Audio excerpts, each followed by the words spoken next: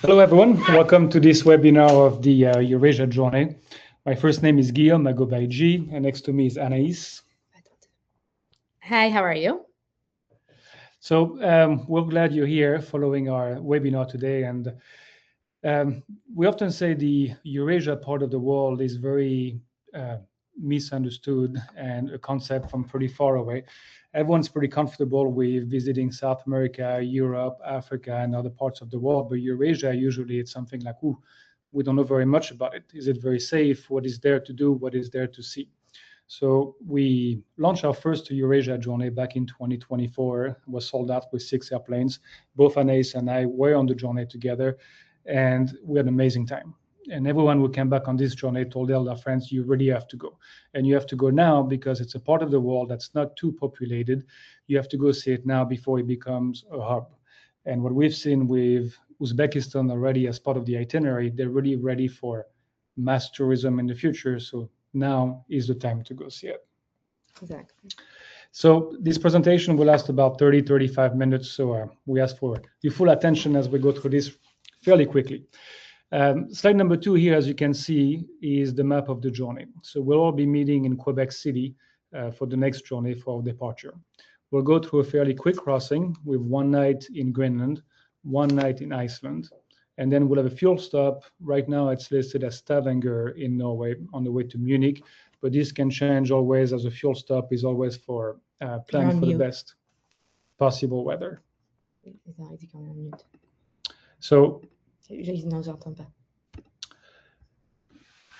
what we'll do in Munich for about 3 nights is basically go on a tour of Munich, and after this we'll be going to visit the castle, and that's going to be on day number 2. After this we're going to be heading down to Bodrum to the... No, you can't hear us. Oops, some people are saying they cannot hear us, so give us just a minute. We'll see what is going on here. Can everyone hear us? If you guys can hear, okay, we see some hands up, so we'll continue over here. Thank you for this. We see Caroline over here reacting. So and once we get to Bodrum, we'll be there for 3 nights. It's on the Turkish coast, close to the Mediterranean. It's a beautiful spot. We'll be there for about 3 nights. We'll have a boat tour on day 1, which really brings the group all together to kind of relax and explore the area. Day number 2 is going to be off to go explore on your own or just relax at a beautiful hotel on the coast. And then once we leave Turkey, that's where we'll be entering the really exciting part of the journey. We'll be heading to Tbilisi, Georgia for 3 nights, Yerevan, Armenia for 2 nights, over to Tajikistan, Dushanbe for 2 nights, Almaty, Kazakhstan for 3, and then we'll have 2 stops in Uzbekistan, Samarkand, and Khiva. Then we'll be heading over to Baku, Azerbaijan, right on the Caspian Sea. And Baku hosts every year one of the Formula One races. So you can see that when this type of event shows up in a place like this, you can be sure that the city is well developed and ready for this type of event. After this, we'll be heading over to Cappadocia for 3 nights with the hot air balloon ride and a few exciting tours. After this, we'll go over to Malta on the coast, a very important place between Northern Africa, Europe, at the crossroad of different cultures too. And we'll finish the journey with 2 nights in the Cotswold by Oxford before we head over to Reykjavik and then cross the North Atlantic to head back home. So this is kind of the general overview of the journey. We'll go into more details now. But as we can see, we've got a few new names as participants here. So Anais, why don't you tell us about Air Journey a little bit? Okay, so Air Journey was a family business. It was started by my parents in 1998. And, it was initially created in order to have handhold pilots as they take their plane out of the country. It started with the Bahamas, Caribbean, Central America, and it kept growing further and further. In 2008, we did our first around the world trip. And then since there, we kind of have been expanding and creating new journeys. And so it is, really now catered to turboprops and light business jets. It is, led by a journey director. It's really about handholding as you take your plane out of the country and takes you to destinations that you never would have expected to be able to fly to or fly yourself to. So as Anais touched a little bit about the flying. So Air Journey is kind of a all-inclusive, one-in package. Once you sign up, basically you're taken care of. Some people say babysitted by the Air Journey team from the preparation part of the journey when you're still back home until you reach your home. And on the flying aspect of it, Air Journey takes care of all the flight plans, all the customs, overflight permits, landing permit, immigration documents, securing fuel, parking, handling, basically everything that needs to be done to make the journey successful on the flying side. We also have a pilot briefing the day before each flight that's led by the journey director and review every aspect of the flight from the taxi out, the departures, en route, arrival, approaches, pictures of the airport, weather, but also the whole flight team at the office, which supervises the whole trip, keeps an eye on the weather, any political events happening, and basically will reroute the trip as we go to avoid any issues or any bad weather along the way. One of the things too is the pilot briefings and all that are reinforced during the actual trip itself, where you have the journey director that's in that lead plane, everyone's on the same frequency while they're flying. And so we call it the family channel. And so we review everything. I mean, as we're flying, if there's changes to what we may have briefed on the night before, we reiterate that and make sure that everyone has heard it and understand it. It's also beneficial with having multiple aircraft on the journey is it's almost like a Congo line. So you hear what's happening ahead of you and you kind of get an ear for what is going to happen or what you can expect, which is a nice reassurance. And then here, just a few pictures really quick. As you can see at the top left, a picture on the ground in Georgia, we get husband and wife wearing a pilot uniform. We'll talk about this a little further down in the presentation, but the uniforms have to be worn from the time we leave Turkey until we come back to Turkey, and really makes your life a lot easier at the airport. You just fly through the terminals, customs, immigration, never question asked, off you go. And also makes your packing a lot easier because every 3 days you know what to wear, right? Exactly. We get a few more pictures. Top right, you get a Citation M2 with overlooking the Mount Ararat between coast of Turkey and Armenia. At the bottom, you see the airplanes in a hangar that's in Almaty, Kazakhstan, where they had some construction on the parking. So they said, we'll give you hangar space for the airplanes. So all the airplanes went in there for the 3 nights. A few pictures of the terminal in Samarkand at the bottom right. As you can see, it looks like just a wing flowing. But we'll review all of this in a few minutes. A few more pictures in here. Of left side, you got a video going, coming into Baku, Azerbaijan. A few other pictures. As you can see, all the airports are big airports, right? They receive commercial traffic, international traffic all the time. Very secure. If you've been on an Air Journey trip, you know that we don't go to smaller strips that are kind of remote and so on. Those are the big airports, which makes your life easier with ATC coming in, approaches and so on, and also very safe. While we're on the land, the way that we create our itineraries, we spend 3 to 4 nights in each location. That's the way that we can guarantee a balance between touring, flying, and relaxing. It's really important, since we're flying ourselves, is to really maintain sort of that relaxing and that make sure we don't get overtired. We get the excitement of going to all these destinations, but in reality, we really do need to take some time to relax and rest so that we maintain that quality of flying that we our standards of flying, I should say. So it's on the itinerary itself. It's includes the hotel's accommodations. We choose the best hotel available in each location. So luxury hotels, sometimes luxury has a different definition depending on where we are, but you'll see that in this part of the world, what we have in our minds of what we can expect for hotels is very different than the actual types of hotels that we'll be staying in. Boutique hotels as well, that's something that we look for, as well as those unique hotels. Included as well as daily breakfast. We have dinner every night together as a group. It's a la carte dining, so you're not stuck eating what your neighbor's eating, but you have the full menu, and it's really, the dining is, people say we eat our way around around the world with Air Journey, and they're not lying. Lunches are provided during our full day excursions. We have private tours on the excursions with our private guides. It's really about finding the cultural aspects of the destinations, the highlights of the destinations, and making sure that you get immersed into what that destination includes. And what some of our clients often tell us is we really enjoy the air journey way because we spend 2-3 days at each location. Everything is handled. We don't have to wonder what time we're going for dinner, where we're going for dinner, what we're going to do tomorrow, do all the research, and so on and so on. So often we say, this makes our life a lot easier. There's no argument between a couple of what about this and that, you're in charge of this, in charge of that. No, you're there to enjoy, and air journey is there to do the work based on our experience. And it's really, again, it's catered, our journeys are really catered to both pilots and traveling companions. And so the pilot gets to enjoy sort of this wow moment of, I can't believe I'm flying myself to these places. The companion gets to also partake in that and enjoy it as well, but also doesn't have to worry, like G just said, once you're on the ground, what are we supposed to do? And now I'm the one that has to plan everything and whatnot. Everything is really taken care of for you. It's led by a journey director who acts as your host in each of these destinations. They're that familiar face. They make sure that everything runs smoothly. And so it really is taken care of on your behalf.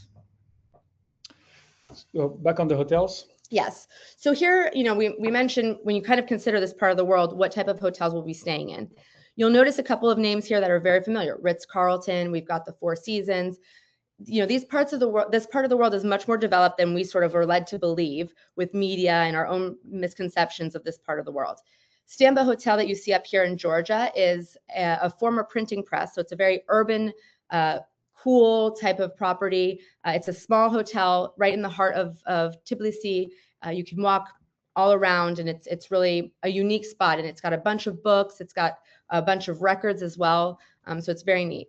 The Alexander is one of the newest properties in Yerevan, Armenia. It's part of the Marriott group. So it also has that sort of level standard, Americans tend to enjoy. Ritz-Carlton, we talked about before as well. And Almaty, it's a beautiful property. Regency Amir Timur is a different name, but it is part of actually the Hilton group. So again, it has that standard. The Four Seasons is a beautiful property. It has got magnificent views of the Caspian Sea. It is right in the heart of Baku. You can walk everywhere as well. It's attached to the old city as well as the new modern city. So it's really, the location can't be beat. And then the Museum Hotel is, I would say, probably the most unique hotel that we have on the trip itself. All of the rooms are carved into the stone, into the rock itself. It's also a museum, as you see, it's called the Museum Hotel. So it's full of artifacts and the history of Cappadocia and that region of the world. It's very unique. Here you get a little bit of the ambiance of what an air journey entails. So you've got, some elevated food. We do some cooking classes. You've got the unique experiences of you're sitting on a horse and holding up a falcon. And so, we have these beautiful dinners, group dining together every night is great. It's a great way to meet people. I mean, to get beyond just the hi, how are you? When you travel with with a group of people, it becomes a family. You're really invested in them and their lives, and it's really unique. As well as, the tours here, you see the hot air balloon ride. I promise you, we did get off the ground. And so part of the experience is everything that you're going to experience on these trips. So let's talk about the Silk Road a little bit. So some of us know about it, some of us don't know anything about it, but really started about 150 years BC, where China started to open up and export silk. And so the route that you can see in blue, the Silk Route is not just one route. It's a network of different routes connecting the West and the East. And back then, so all the way until about 1500, in the 1500s, this was a very active route going from east to west, and merchants were traveling from one side to the other and trading goods and silk and everything else that was being exported from all over the place. But with goods came also the change and transition of religions through those countries and cultures and so on. So it's a very important part of our history in the world where each country was starting to open up, or each empire was starting to open up and trade between the East and the West, because going by boat back then was a lot more complicated than what it is today. So everything was going by land along this road. So you'll see a little bit more details within this presentation on what this is about. But what about flying your airplane? Well, if you want to go see all those places by commercial plane, it'll be a disaster because the connections are really, really poor. But flying your own airplane really makes it special. Who's landed in Georgia? Who's landed in Azerbaijan? Who's landed in Uzbekistan, Kazakhstan, Tajikistan, Armenia, and so on and so on. And I know some of those names might seem a little scary, And the first time we went, we had the same apprehension: is it going to be developed? What's going to be over there? Are we going to be in trouble? Do they like Americans? And all those questions. And once you show up over there, you realize that all those cultures have been doing their own life for thousands of years and living their own lives. It's not Iran, it's not Iraq, it's not Afghanistan. We're away from all those countries. We're further north and much further east. And it's a crossroad of cultures between Asia, Europe, Mongolia, and the Persian Empire too. So all the people we've met on the trips have been very, very pleasant, always smiling, always nice, very respectful. And there's nothing much better than when you have your young kids going to see foreigners and say, hey, can we take a picture with you? Or looking at the blonde hair for some of the ladies and just looking at this like, wow, just like in the movies. And so we've always been very pleasantly surprised. One of the best comments we get from some of our clients is, I never expected this to be so developed. And I felt much more comfortable walking outside of the hotel on my own than I would in many other countries in the world. So very interesting place. So I'm not going to read through all the details here, but you can download the presentation at the end of the time here. You can read through it. But flying your airplane through Eurasia makes it very special, especially if you've flown already in Europe, across the Atlantic, South America, and so on. This should be next on your list because it's fairly amazing. So a little bit about the stats of the trip itself. So it's 37 days, 36 nights. I know for some it might seem like, whoa, 37 days. When you think about the trip or you're planning the trip, it seems like a long time. Once you're on the trip, though, I guarantee, no pun intended, but it flies by. You have the excitement of moving every 3 to 4 days. And so next thing you know, it becomes a rolling, you don't even see the days go by, and it just passes through so quickly. So understanding before a trip, it seems like a long time, but once you're on it, it really does it's smooth sailing, and you don't see much of a difference between a 2-week trip or a 37-day trip. It's 3 continents on this trip with 16 different destinations within 13 countries. And the total nautical miles is 14,300. So that's from Quebec City all the way back to Bangor for this trip. The pace of the journey, the way that we create our itineraries is we really make sure, like I said earlier, balance between touring, flying, and relaxing. We blend city tours, hiking excursions, boat tours, hot air balloon rides, anything unique we can do. In terms of the level of activity, this is the areas that we're going to is developed, but not necessarily developed for tourism as well. So it really is, being able to walk and I'd say it's not ADA friendly, but which we experienced firsthand. But it is so it doesn't require an extensive amount of sort of movement and activity. It is a bit different than our typical air journeys, though, because of this part of the world not being so tourism developed. We really cater to doing a lot of group activities. So we have group tours that are throughout the day. There's free time, of course, and to take advantage of that, go to the gym, do what you want. But we really have more, I'd say, tours and activities planned on this trip than on a typical air journey.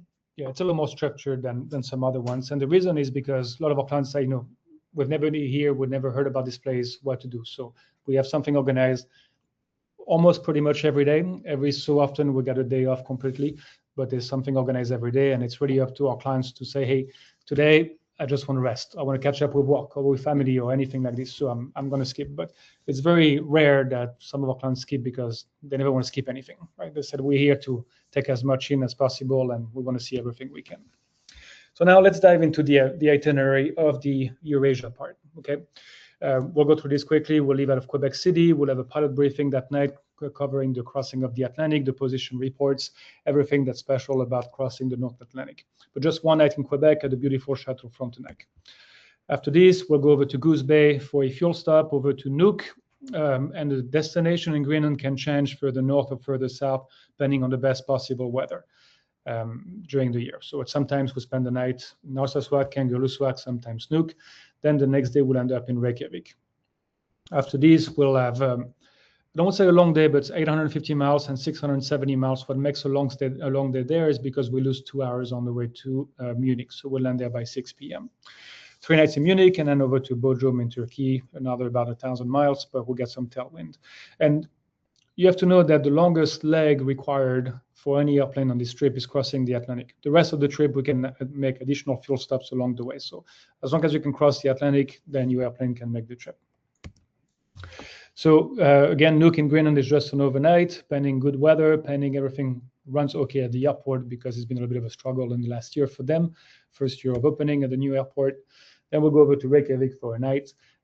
We'll get there early afternoon, so you have time to walk around the town, stretch your legs, do a little shopping, and then we'll meet for the pilot briefing on the way to Munich, and then to go out for dinner. Once we get to Munich, we'll have a morning walking tour, stretch our legs again after the 2 legs of the day before, a free afternoon to go wander around, do some shopping, anything you want to do. The next day, we'll embark on a tour to the Neuschwanstein Castle, which you can see on the picture at the top. We'll be there for a few hours, touring inside, outside, driving through the countryside of Germany, and then back to the hotel for a briefing for the way to Bodrum. Bodrum, Turkey. And so in this destination, after all the go of getting across the North Atlantic, it's really one of the first stop of now we get to fully relax. So we have one boat outing that we go on, but rather other than that, we're staying at the Mandarin Oriental Bodrum, which is beautifully located right on the water. It's got, I mean, a bunch of different pools, wonderful beach. It's really relaxing, and it's really needed at this point of the trip after the crossing that we had, and Munich being pretty filled with activity. So it's a beautiful destination. And by boat, Anais means a yacht, usually. Yeah. And then, so once we leave Bodrum, that's where we get into the very special, important part of the trip. So once we leave Bodrum, we're going to be crossing Turkey over to Tbilisi, Georgia. And that's where you're going to be experiencing GPS jamming. We've never seen spoofing in this part of the world, but we've seen jamming on a regular basis. We have access to charts the day before the flight to see what the jamming takes place. And jamming just means you're going to be losing GPS signal.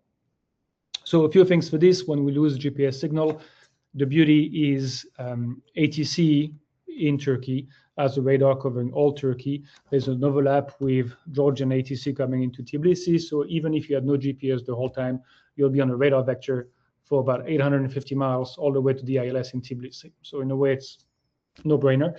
But we also get everyone a Garmin Glow, which is a GPS satellite receiver for the iPad that can connect to the Russian satellite. So therefore, you don't lose GPS on the iPad. You can always see where it is. But again, the GPS signal goes in and out, in and out. So for some portion of the flight, you have it. When you don't have it, you check in with ATC. They give you a vector, and off you go. That's the first time. Before you do it, it can be a little impressive. And after you've done it a few times and realized that ATC is on their game, then it's really comfortable. Once we get to Tbilisi, we'll go over to Yerevan, Armenia for 2 nights. It's a short 100-mile flight. After Yerevan, we go over to Dushanbe via a fuel stop in Bukhara for whoever needs. But we usually have a 50 to 70 knot tailwind on the way to Dushanbe. So most airplanes will go nonstop. And then we'll go over to Almaty, Kazakhstan, which is going to be the further east destination of the trip. So let's dive into some of the details here. For all of you flying Garmin airplanes, you'll recognize that panel. That's a G3000. And you can see at the bottom picture, we have the satellites starting to disappear. At the top, no more satellites. And off to your right side, when you're starting to have some yellow cast messages showing dead reckoning, no position, and everything in yellow means that you cannot trust the numbers showing on there. But that's just part of the adventure. We have a complete briefing the night before, looking at all the details. And once you've done it once, you're much more comfortable with it. But as you can see, we've lost the GPS signal on the Garmin, but not on the iPad, because we're using that little GPS GLONASS receiver. So on full flight, we always have the position of the airplane, the speed, and so on, which is a little bit comforting. I think also what's important to note is that ATC is experiencing this all day, every day. And so they're very familiar with it. It's really about, I mean, they know how to deal with it. So they are really there to assist you. It's not like you're on your own and figure it out. They are there to support you through the jamming. And the jamming really happens over Turkey, right? Because of the Black Sea up there. But the rest of the trip, you have constant GPS signal until we come back via Turkey on the way there. So, and again, through those maps we have access to the day before the flight, you can really see what the GPS jamming is happening, so you know what to expect. So now as we enter this part of the world, Tbilisi, Georgia is our entry point of the unique of places where maybe that feel further than where we've ever been before.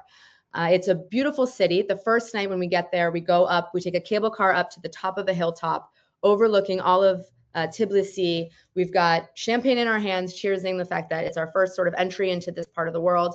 And then we have a gentleman's choir that's there that's singing privately for us. It's a really magical night, a great introduction into this part of the world of welcoming, into it. The thing to note is that Tbilisi itself has over 100 churches. It's a very Catholic Christian religious destination. While we're there, we do a city tour. We also go out to a winery and do taste some Georgian wines. National Museum as well. There's a lot of history there. It's also believed to be a destination where the robe of Jesus is buried.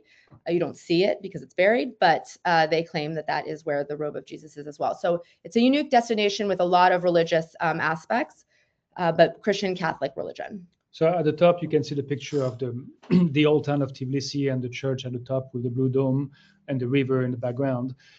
This is the old town, but as you walk through the newer part of the town, you can see all the main brands, all the normal stores you're used to in the US, in Europe, and so on and so on. So the new part of the city is very developed. You will feel like any other capitals in Europe. So it feels foreign, far, but also very close to home at the same time. So I think too, one of the questions we get a lot is, women, and are they welcomed there, or what do they have to wear? What you see on this whole journey itself is it's very westernized. So women are wearing just regular clothing. They're not fully covered. You don't have to cover your hair. You don't have to wear long dresses or whatnot. So it's really about, I'd say you don't want to wear skin tight clothing, but otherwise it's as though we're dressing in the US. It really doesn't feel any different. And the locals are dressed the exact same way. So it's not as though we're disrespecting or not following their way of dressing. It really is westernized, where there is no difference in that sense. Here you'll see some of the, again, activities. We have a beautiful lunch that's served to us in the Chateau Macrani, and then some fun activities and just, again, immersing ourselves into the local culture. We had some weird food that made our hair grow at the top right picture. As you can see, I lost some of this since we came back, but or maybe it's age. On the next picture, that's our departure from Tbilisi, Georgia. On our way to our short flight to Yerevan, beautiful flight. And as you can see at the bottom, what's really interesting, a lot of the ladies on the trip came with pre-made signs or iPads and taking pictures at every location showing we're here in Tbilisi, Georgia, we're here in Yerevan, Armenia, and so on, and made a book out of it at the end of the journey. It's like a bookmark of like, we made it. This is not we made it, because you will make it. Yeah. But it's we flew our plane here. It's sort of that memory. In Yerevan, Armenia, so it's a different destination itself. They have these beautiful cascade complex where you go up the stairs and you have a beautiful view of the whole city itself. What's unique here is you have one of the first century Garni pagan temple, and the Symphony of Stone. So the tour itself has a variety of different types of touring. You have the temple itself that we go and visit. That is one of the oldest in the whole area of all of Eurasia. The Symphony of Stones is the picture that you see there at the bottom right, and it is this carvings within the stones that Mother Nature created. That's very unique. I've never seen it anywhere else. And it's, we have the local food. In this destination, actually, we go to a local house, country style lunch in a local home where they welcome us and they serve us their traditional foods. We learn how to make their local bread. And so here you'll see we've got one of our clients who really immersed himself into the destination, and he's singing with the ladies who are making the bread and trying to learn it and enjoy their time. We also have down below here that the video that you see is these women that are singing for us in the monastery that was carved within the stone. It's a magnificent monastery. And then the way of the echoes and all that, it's an angelic, it's magical. I don't even know how to describe it. It's angelic of hearing their voices. It's these beautifully pitched voices surrounded by, the carvings. I can't even put it into words. And the carving of the room in here started from the top, and they went down into the rock and then made an access to the side. But it's just incredible. And we don't really know what to expect when you go to Armenia. And the day tour that we do over there is just one of the most incredible we've done. And so much variety within that tour. From there, we go to Dushanbe, Tajikistan. And so we stay at the Hyatt Regency, Dushanbe. So again, it's a familiar brand name that we know. We visit an amazing tea house that has these carvings and these paintings that are just so intricate, very unique. Again, you see the outside of the building and it just doesn't look like anything special. And once you go in, it is a wow moment. And we have a private tour with one of the ladies that manages the whole tea house. So she's been there for years and really gives you background of what it is. And they have a lot of political meetings there and national gatherings, and a very unique building. I mean, compared to, from other places. That middle picture there that you see on the bottom is one of the rooms itself, one of the meeting spaces.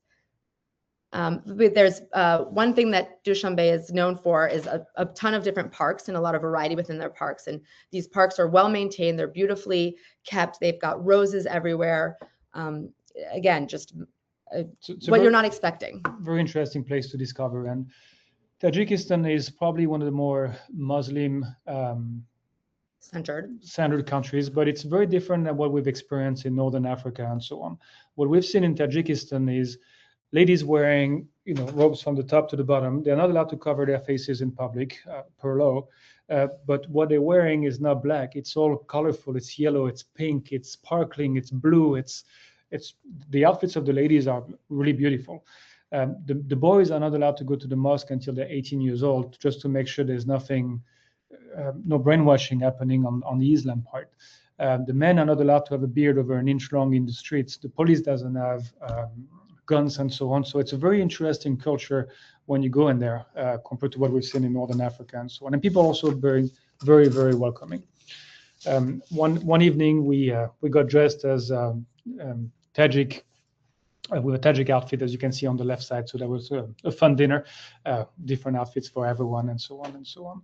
The middle picture at the top here is within the tea house, which Anais mentioned is also the presidential palace, carved in all type of stones and rocks and wood and so on. Pretty magnificent. And I think one of the things with Dushanbe that was surprising for me is just how well kept everything is. It's clean, it's well kept. Even when you look at the clothing, everything is so meticulous, and they take pride in that, and you can see that they take pride in that. And when we landed there the first time, there was a Boeing 787 on the ramp with a flag of Mexico in the back, and we asked the handler, "Hey, who's here?" He said, "Oh no, that's our president of Tajikistan. He just bought the 787 from the president of Mexico a few years ago." So they're not very poor. So once we leave Tajikistan, we have one of the most beautiful flights we'll have on this trip. You have peaks at over 20,000 feet, as you can see on the Garmin screenshot at the top. We'll be flying over those mountains with snow all over the place.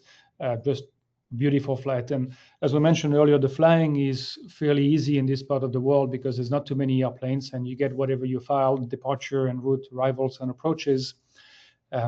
So you have time to kind of relax and enjoy the scenery. On the left side, you can see we're wearing pilot uniforms. That's a normal outfit for every flying day, which again makes your life at the airport just a breeze. One thing to consider is this part of the world doesn't have general aviation like we have in the US. And so they're not familiar with, if we show up in our civilian clothing saying, "Hey, we're here to go to the planes," they don't understand that. That's not a concept they have. It's for them, you need to have the uniform, you need to have all the badges. And so this really opens the door. Otherwise, they would make us wait until the crew comes, but they're not able to sort of put together that we are the crew in civilian clothing. So we wear the pilot uniforms to really open those doors and make it seamless through the airports.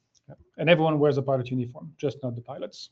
Correct, exactly. So everyone, if you have guests that come along on the trip, everyone is wearing the pilot uniform. The first time it feels gimmicky and it feels funny, but it does really help with packing. You know what you're wearing. It's a breeze. And it really does make such a difference, and people notice it right away that it really is worthwhile wearing it.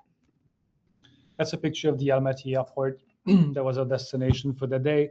And you can see we're coming from right over the mountains, the snow-capped mountains in the background. And once you get on radar over there, Almaty approach makes you do a kind of a 270-degree turn on vectors to join the ILS because you're coming pretty far up over the airport. But the view on approach is incredible, and the hotel sits at the bottom of those mountains, which is the Ritz-Carlton. And so whenever you're in your room, what you see is the mountains and the snow in the background, which is pretty spectacular. And I think this picture shows it perfectly, is the weather that we have on this trip. It is blue skies the majority of the time. I'd say I don't know how many flights that we had where we saw even more than like 2 clouds. The thing is, the air is pure. It's there's not a lot of toxins. There's not a lot of pollution. Thank you. That's the word I was looking for. Not a lot of pollution in this part of the world. And so it really is this pure air, and the scenery is just magnificent. I mean, you could really feel like you're even in Switzerland when you land there. Exactly. So Almaty, Kazakhstan is, I'd say, probably the most business-oriented city that we go to. I mean, Baku's also business-like, but this one really is in business, and you've got the high rises, the big buildings. There's a Soviet influence, I would say, maybe more so here than in some of the other countries that we stop in. But you have this mix of urban city, buildings and developed with the mountains and the earth and this beautiful gorge and scenery and whatnot. So it's a really good balance between the two. One of the fun activities that we do here is we go to the Falconry Center, where there's a variety of different type of birds. And so it's a private show for us. And the two people that put it on are hilarious. Yes. Because they're locals, but then they try to be American, or try to be sort of English American, and it's really funny. But again, here we stay at the Ritz-Carlton, and as G mentioned, the views of the property are beautiful. The breakfast buffet is one of the best I've seen in the world, and you're really in the heart of sort of that business area. I mean, the bustling part of the city. The hotel itself is right across from a mall, so you can kind of a great stop to replenish things. But the other contradiction of this side is it also has a lot of that sort of cultural or more what you kind of picture, I think, of this part of the world, right? You have the yurt. We do a lunch in the yurt. You have the falconry. It has those old basis of what sort of their culture was built on, and that maintains within the mix of this new urban developed city. In Kazakhstan, you can really see on the face of the people is really a mix of Mongolia, Asia, the West, and so on. So very, very, very interesting. And people, again, being super nice. And you're in a developed place whenever you have a Starbucks at the bottom of the hotel you stay at. And then, so from Almaty, we get into the second part of the Eurasia flying and discovery. So that's the western part. So once we leave Almaty, we fly about 500 miles over to Samarkand, Uzbekistan, which is my favorite stop. And then over to Khiva, which is also in Uzbekistan. We're there for 2 nights, then over to Baku on the Caspian Sea for 3 nights, and then over to Cappadocia. And so that's the second part of the trip within the Eurasia countries, and goes by really quick. We talked about the airports before, but this is the new terminal of Samarkand, and as you can see, it's brand new. It's beautiful, just looks like a book opening up. Opened. And very high-end facilities. Clean, no problems on getting fuel, no delays, easy in, easy out. You can see we're even riding a bicycle for fun around the airplane during refueling. So, well, in terms of fueling too, it's again, it's as though we're in the U.S., right? I mean, we have to we have to be present and be there and fuel the planes with them. But it's a fuel truck. They have a single port or over wing. It's not like we're going up to a barrel that we're having to take care of ourselves. Yeah, and they receive international airlines from pretty much all over the world there. But again, to me, Samarkand is the highlight of the journey, but different for everyone.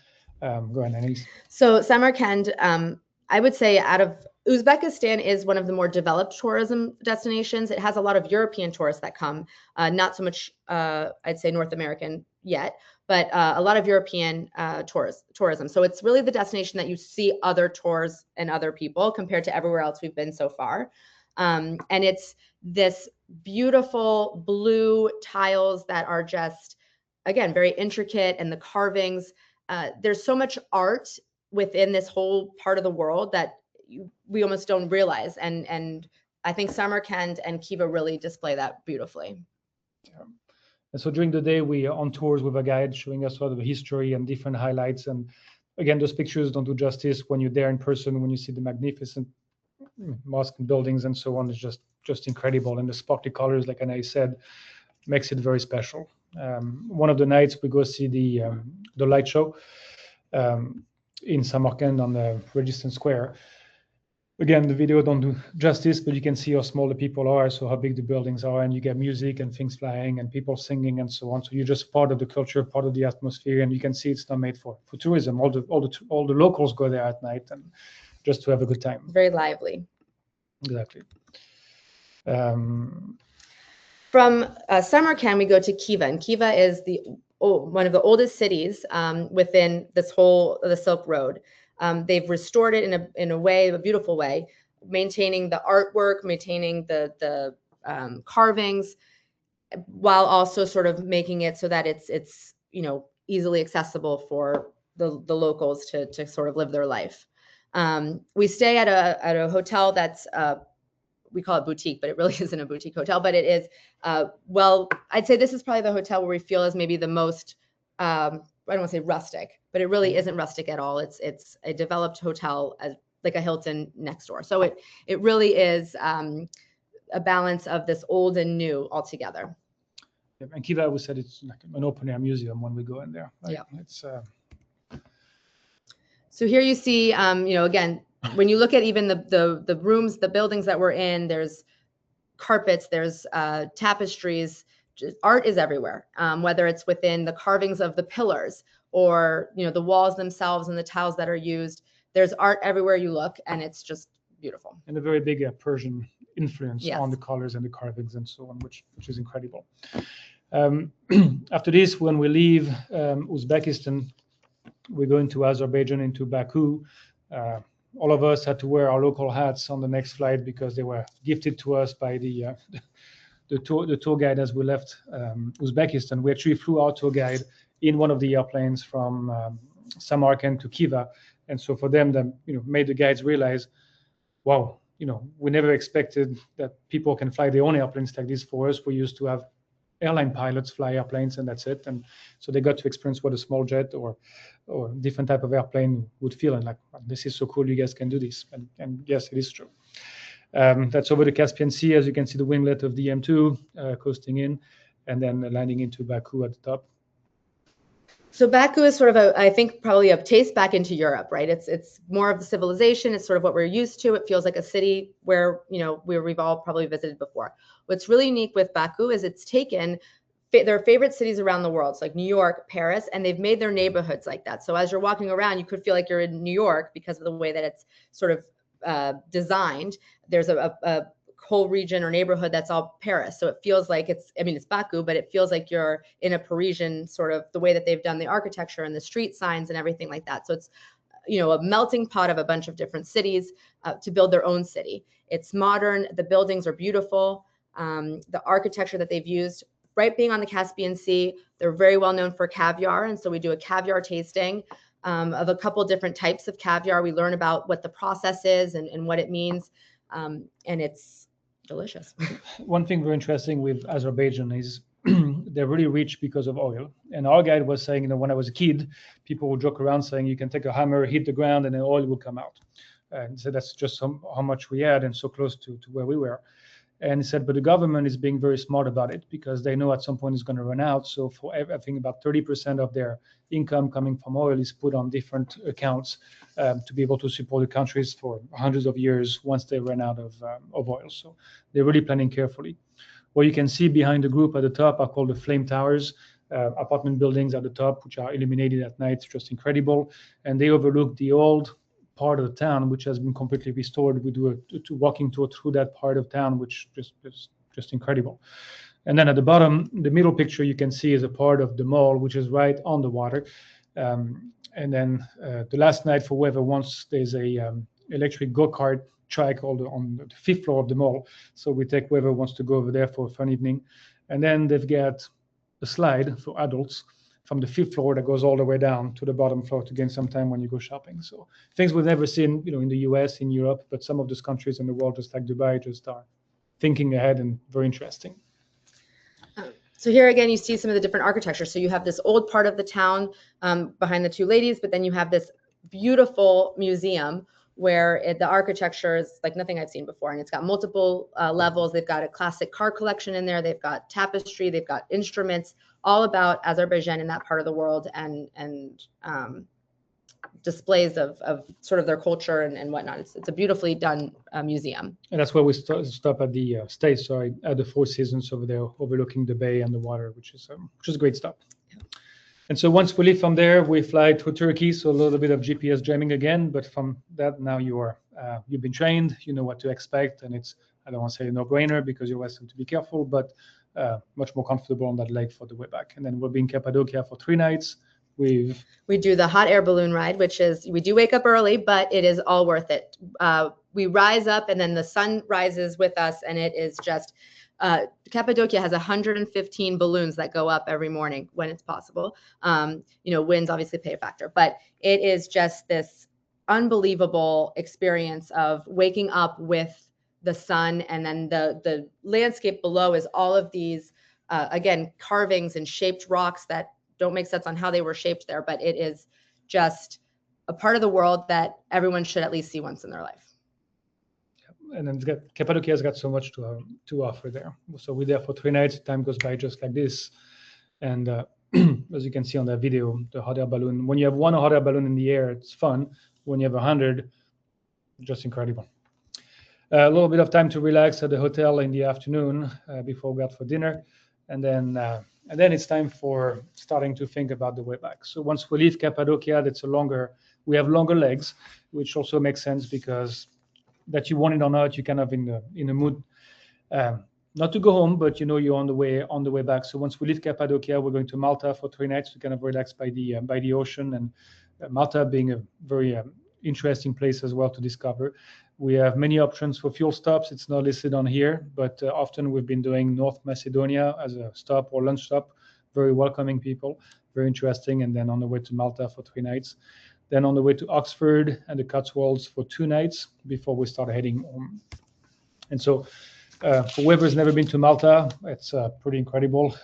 The old city, the old town, you just walk everywhere. We'll have a tour in the morning there, some free afternoon. We have a catamaran outing the next day to kind of relax and bring the group back together before our last stop, heading back home. The Cotswolds is then sort of a little more of a countryside feel. Obviously, we go and look at the different villages.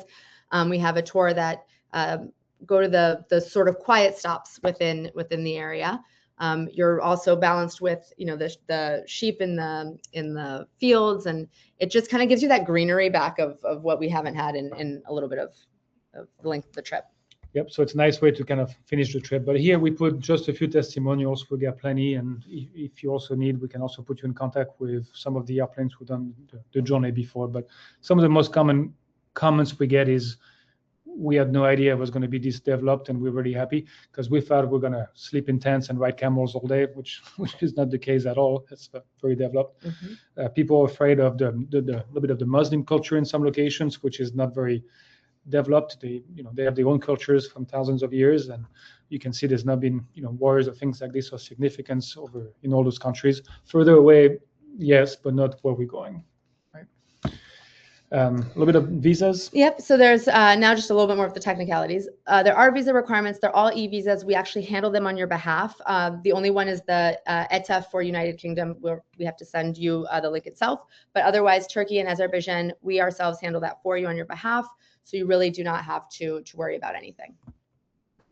Let's look at the temperatures too. So as you know, we have a trip in May and a trip in September, and people ask us, what's the best one to do? So it really depends on what a better time for you is, because we either before it gets the summer hot or just after it. So spring and fall in a way.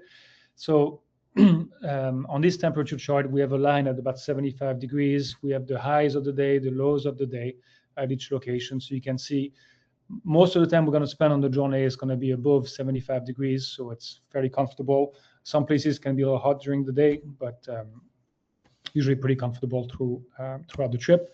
And then on the precipitation, which is really, for packing is one thing, but for the pilots a lot is like, hey, what kind of weather are we going to be in this part of the world? Because we really have no idea. And as you can see, once we hit Bodrum in Turkey, very low chance of precipitation. We get into Tbilisi, Georgia, less than 30% chance. And then the rest of the trip through Eurasia is fairly low or dry. So it makes for the flying to be very delightful. Cooler in the morning, warmer in the afternoon, very enjoyable for the flying. As we talked about, we have a pilot briefing the night before each flight. And on there, just a few slides on here to show you what it is for first-timers. We review the details of each flight, the airport diagram of departure, where we're going to be parked, who to call for clearance, where to taxi to, what's going to be the runway news based on the winds, the departure procedures, en route, arrival, permits, approaches, and everything is built based on experience. So you're not going to, if we fly into Hong Kong, for example, we have 40 different arrivals, we only put the ones that you can expect, which is usually 1 or 2. So it's really really great the next day where you've been briefed on the flight on what to expect, the procedures the locals use, so you know what to expect. And it takes it leg by leg. I mean, it really breaks it down so it's not as overwhelming. Some questions we have often is what kind of insurance we need for the airplanes. Well, you need a liability for Europe, which is about $10 to $11 million, depending on the rate of exchange from the SDR. And then most of the countries through Eurasia will carry the same limits or less. So as long as you covered for the European limits, you're fine. In the last 2 years, we haven't seen any issues with insurance. They've been pretty flexible. There's 2 new players in the market now, which also helps bringing the cost of insurance down. So you need excess liability sometimes and the territory to be covered if you don't have worldwide. Another thing too is trip insurance. So this is available for the trip itself. So if anyone's interested in it, it's always a good safeguarding. You never know what happens, and it's really, it doesn't cover anything for the airplane itself but it does cover sort of medical situations with you and immediate family members. So if anyone's interested, feel free to reach out and we can put a quote together for you on that. And there's a part for covering you pre-journey. Correct. And on well, exactly. And interruption as well. Exactly. On the journey there. So. All right, so we've been on this presentation for about 50 minutes now, so we're right on time. We got about 10 minutes left. We've got a couple of questions. If anyone else that have come through, if anyone wants to add some as well. One of the questions was, how does Air Journey accommodate different aircraft types and ranges? So we often say we have fast pilots with slow airplanes. Fast airplanes, slow pilots.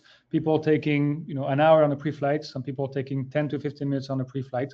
So the speed difference within the duration of the flights, the legs of the flights that we have, is not very significant. And also the thing that we want is we don't want everyone to arrive at the airport at the same time, because now you're mixing 5, 6 airplanes and the commercial traffic coming in, trying to get fuel for all the airplanes and so on. So actually, when we have more speed difference among the airplanes, it makes everyone's life easier.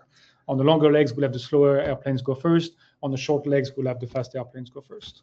Exactly. So we sort of space them out the weight needed. And, if everyone follows that, then everything goes smoothly. So yeah, everyone gets assigned a takeoff time the night before the briefing, and you know who's ahead of you, who's behind you. And what we see sometimes is people getting up in the air quick and then pulling the power back sometimes if they're about to get too close to another airplane up front. Communicate on a family channel, and pulling the power back is a lot better than being put on a hold when you come in. Another question is, what happens if there's weather along the route, and how does Air Journey handle this? This part of the world actually surprisingly has fairly good weather the whole time, but we are used to bad weather on some journeys. So yes, so it does happen once in a while, but the beauty of weather, we can track it ahead of time, pretty 3-4 days away, and that's when the office starts having to have plan B and C in place. Of if the weather's bad, where else are we going to go? Or if it's going to be just a few hours, do we delay? Do we go the day before? And so the office handle all of this, and then usually the day before, the journey director comes to the table either at lunch or so and say, hey guys, ladies, this is what's happening on the weather. So tomorrow we're not going because it's going to be storms all day long. Instead, we're going to sit here tight for one more day, or we're going to go to another destination for a day, or there's a different scenario happening. And often we never have any pushback because our clients say, you know what, we'll let you guys handle this. You've been doing great, and we trust your judgment. We're never going to be here to push people to make a flight if they're not comfortable. We're usually the ones putting the brakes on the flight if we think the weather is not going to be good. And we have pretty high standard for weather. So we never want someone to feel uncomfortable with a flight, because what people don't realize, you add weather for an ATC, for an approaches, for an airports, and all of this, exactly, sometimes terrain too. So all those things stack up against you. So for us, we have pretty high standard of safety is our biggest thing. And, we're not here to prove anything, right? We're here to have fun, to enjoy it. It's not about adding stress or anything like that. So for us, we're not shy of having to pivot for weather. And that also goes for any sort of safety situations or political situations that might arise. The benefit is that we fly ourselves, so we can pivot easily to get ourselves around certain situations. And that's something to keep in mind, while thinking about this journey, is that you fly yourself, and that's such an added benefit and bonus to be able to sort of pivot journeys and still maintain the trip. And we have a fair amount of training through the years on either volcano, political issues, or weather, or any other things where we had to change the itinerary, move around, find something else, and worked out pretty good. Another question is, how much time is spent flying versus ground exploring? So the flying, as Anais mentioned, is usually every 2 or 3 days. If we push more than 3 days, we find out that the pilots start to be a little antsy and like, hey, I want to go fly, I want to go fly, I want to go fly. So 2 to 3 days is a good amount. And each flight is about, depending on the airplane again, but 2 to 3.5 hours, depending on the speed. And that's about it. Sometimes we have 2 legs a day, but it's not very often. As you can see on this journey, it's just for the crossing of the Atlantic and kind of the way back, because we know on the way back, your mind kind of change and is kind of on the way. But during the journey, the legs are fairly short. Perfect. Well, I think we're good there. If anyone has any questions on all that, we are here. Feel free to reach out to us. Feel free to call us.